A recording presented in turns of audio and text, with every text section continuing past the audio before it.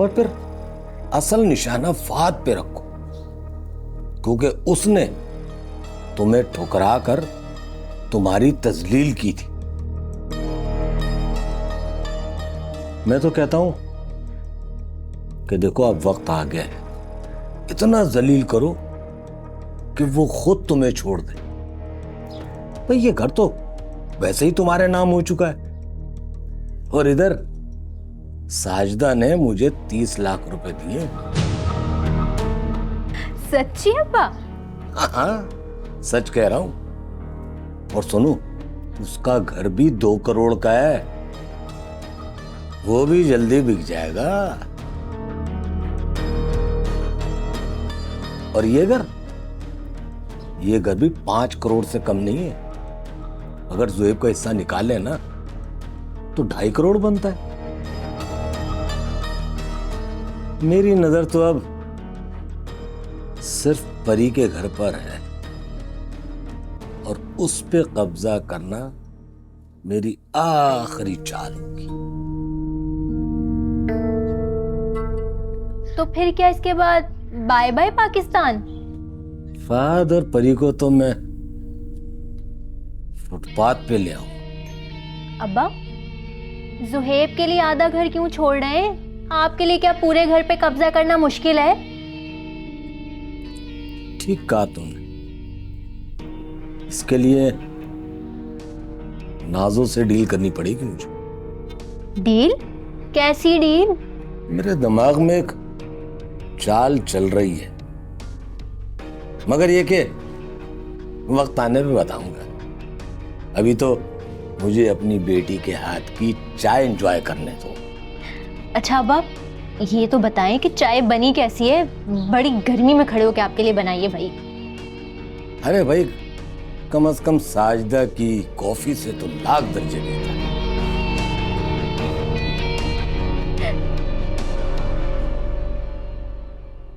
बब्बू खाला, ये पारो का किया धरा है सब। उसी ने आपके पर्स में जेवर रख दिए होंगे और आपको पता ही नहीं चला होगा। लो भला बताओ, परी और फहद के सामने मेरी क्या इज्जत रह गई? परी बहुत अच्छे से जानती है पारो को, और वैसे भी परी को पता है अब उसकी जिंदगी इतनी मुश्किल हो गई है। बब्बू खाला, आपको पता है, मैं परी और फहद भाई को जब साथ में देखती थी ना, तो मुझे हसरत होती थी कि काश ज़ुहैब और मैं एक साथ हो जाएं। ज़ुहैब भी मुझे फहद भाई की तरह प्यार करे। और अब देख लिया क्या किया है फहद ने? थोड़ी जितनी इज्जत रह गई है वहां पर परी की। अगर ज़ुहैब ने भी तुम्हारे साथ ऐसा किया तो?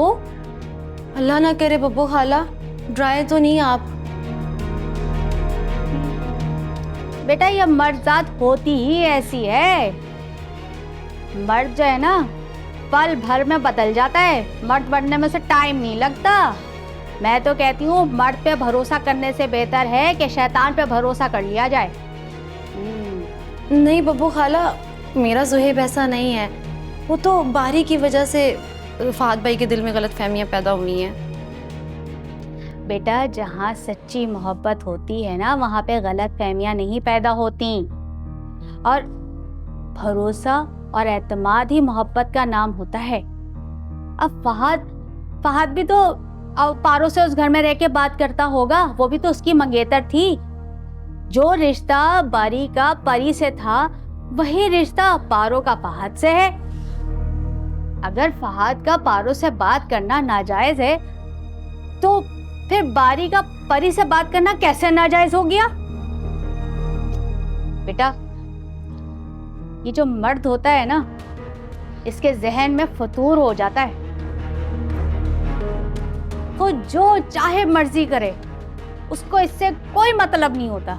लेकिन औरत को इजाजत नहीं है कि वो अपने कजन से बात करे। लो भला बताओ। मैंने तो परी को बहुत समझाया कि वो छोड़ दे घर, क्योंकि उसकी वहाँ इज्जत नहीं है, मगर वो अपनी मोहब्बत को सच्चा साबित करना चाहती है।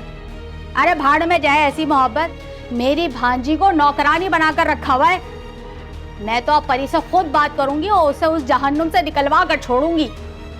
जा बेटा जा, मेरे तो सर में इतना दर्द हो रहा है। जाके मेरे लिए चाय बना के लेकर आ। मुझे कुछ सोचना ही पड़ेगा अब इस मामले में। कहाँ जाने की तैयारी हो रही है? वो बॉस ने एक इमरजेंसी मीटिंग के लिए बुलाया है। हाँ, अगर रात को देर हो जाए ना, तुम डिनर कर देना। तुम्हारे बगैर डिनर करना ना परी की आदत होगी। मैं तो तुम्हारा वेट करूंगी। पारो, दुबई से एक डेलीगेशन आया हुआ है बिजनेस के लिए, तो हो सकता है बॉस मुझे उनके साथ डिनर पे भेजे। तो क्या हुआ, अगर एक रात खाना नहीं खाऊंगी तो मर थोड़ी जाऊंगी। देखो पारो, अगर बॉस ने मेरी ड्यूटी उस डेलीगेशन के साथ लगा दी तो फिर तो मैं रोज डिनर करके आया करूंगा, और वो कम से कम 10 रोज तक यहाँ पर रुकेंगे। और अगर तुमने 10 रोज तक खाना नहीं खाया तो बीमार पड़ जाओगे। ये तो और भी अच्छा है, इसी बहाने तुमसे तिमारदारी करवाने का मौका तो मिलेगा। अरे बेगम साहिबा, अगर आप कहती हैं तो हम नौकरी ही छोड़ देते, आपको बीमार होने की जरूरत नहीं है। क्या हुआ, इतने खूबसूरत चेहरे पे उदासी कुछ आ गई? मेरी कोई बात बुरी लग गई क्या? परी ने मुझसे बदतमीजी की है और उसने मुझे कहा कि तुमने बब्बू खाला पर झूठा इल्जाम लगाया है। मुझे बहुत गुस्सा आया फहद, और मैंने उसे थप्पड़ मार दिया। क्या तुमने परी को थप्पड़ मारा? देखो पारो, आइंदा अगर तुमने परी से फिजिकल होने की कोशिश की ना तो मैं बिल्कुल बर्दाश्त नहीं करूंगा। समझ में आ गया तुम्हें?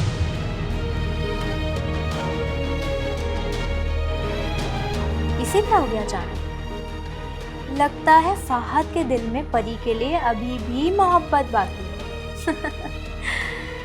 मजा तो अब आएगा जब फहद के सामने परी को जलीलो रुस्वा करूंगा।